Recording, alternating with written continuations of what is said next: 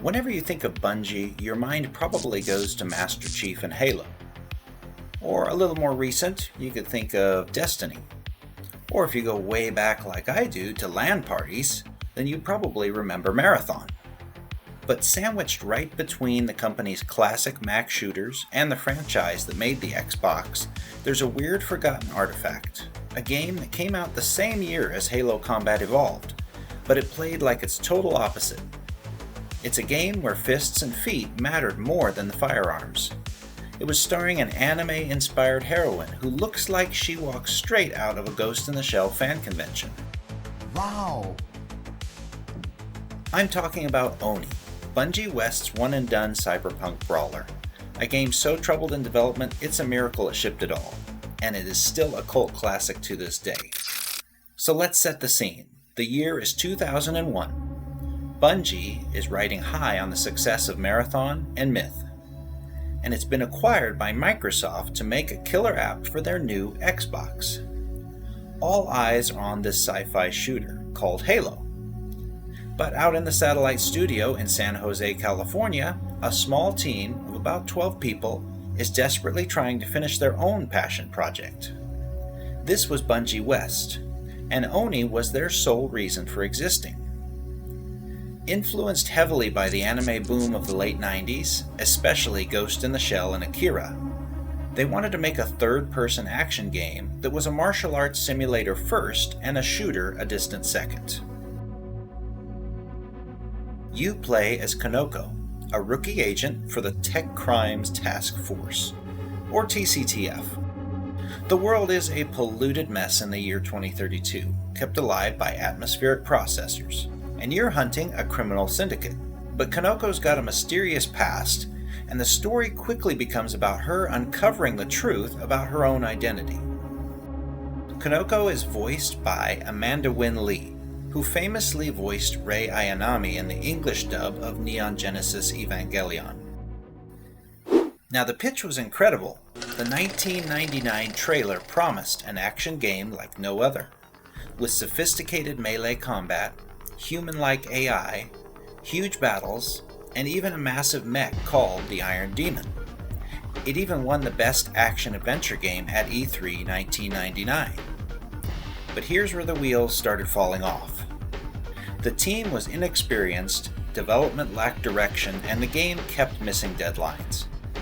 When Microsoft bought Bungie in 2000, Bungie West was given just a few months of brutal, soul-crushing overtime to finish Oni, before being shut down and absorbed.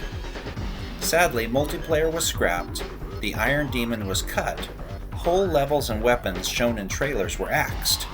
The game that shipped in January 2001 was a stripped-down, rushed shadow of its original vision.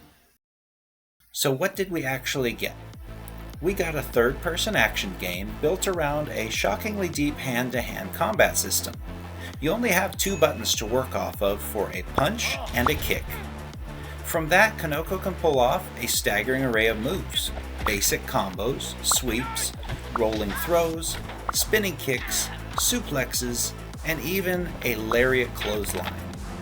The fluidity is achieved through a tweening animation system that smoothed everything out, and for 2001 it looks fantastic. You can disarm enemies, use their guns against them, and one of the most satisfying moves is sneaking up behind a guard and performing an instant kill spine-snapping backbreaker that sounds like you're cracking a walnut. So guns exist, such as pistols, SMGs, and a weird mercury bow. But ammo is brutally scarce, and you can only carry one at a time.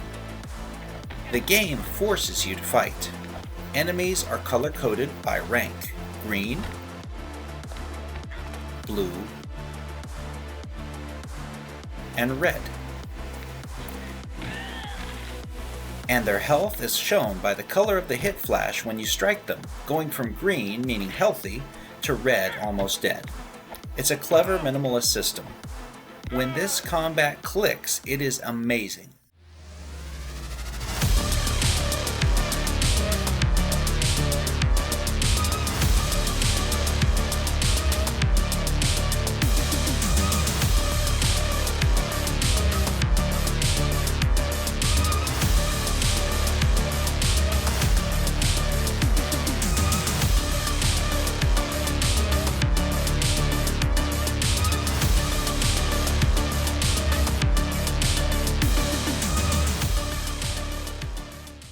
The community has spent years praising this rock-solid core. But Oni is crippled, unfortunately, by some of the worst design flaws of its era. First, there is no block button. In a game entirely about melee combat, to block, you literally stand still and hope that everything works out. This makes you a punching bag.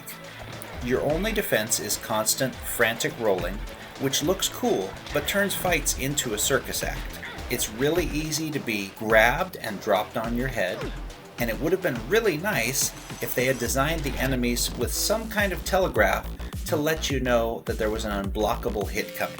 But it is still very much ahead of its time. The second thing is level design. Bungie West hired real architects to design the environments, and it shows, unfortunately in the worst way possible.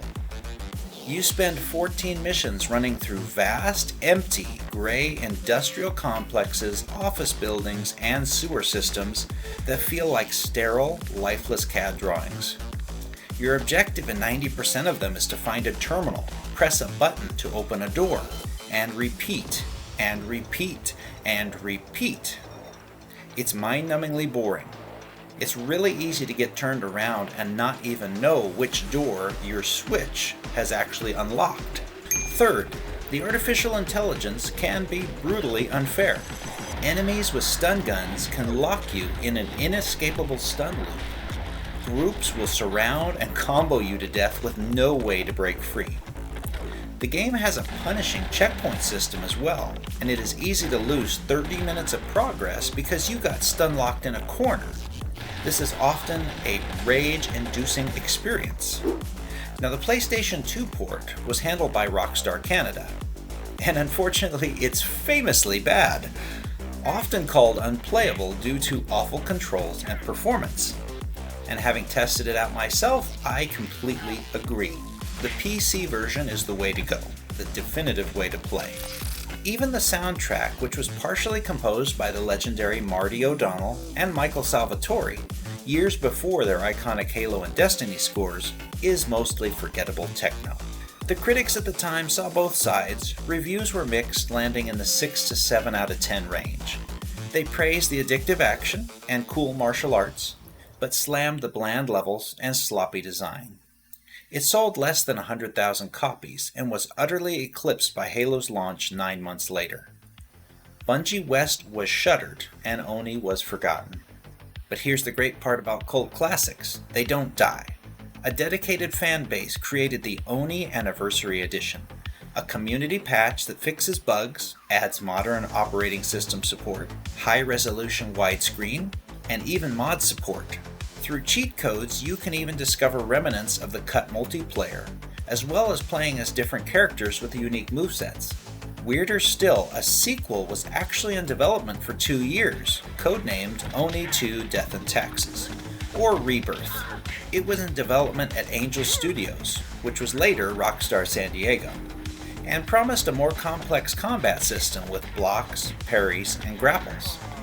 It was cancelled due to a lack of direction when Rockstar took over. You can find its leaked prototype online, a ghost of what could have been.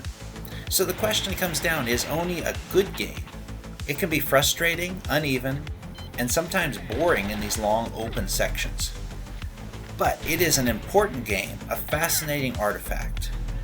It's a glimpse into an alternate timeline where Bungie became masters of character action instead of epic shooters. And it's a testament to a small team's vision, which was sadly crushed by corporate reality. Its combat system was, and still is, uniquely ambitious. The only game I can think of that comes anywhere close to this is Enter the Matrix, and that came out another 2 years later in 2003. And I still don't think it has as good of a combat system as Oni. Had the team been given more time to actually work on the game, I would love to have known how this game would have come out. So would I say it's worth playing today? If you enjoy games from the early 2000s like I do, since this was the time I grew up in, then yes, it is definitely something you would enjoy. Just realize the jank is going to be there, but enjoy the combat and try to work around the rough spots. If you're curious, track down the PC version and find the Anniversary Edition patch. Take the time to appreciate its brilliance, overlook all the other garbage, and understand why this is still a great cult classic that is well worth your time.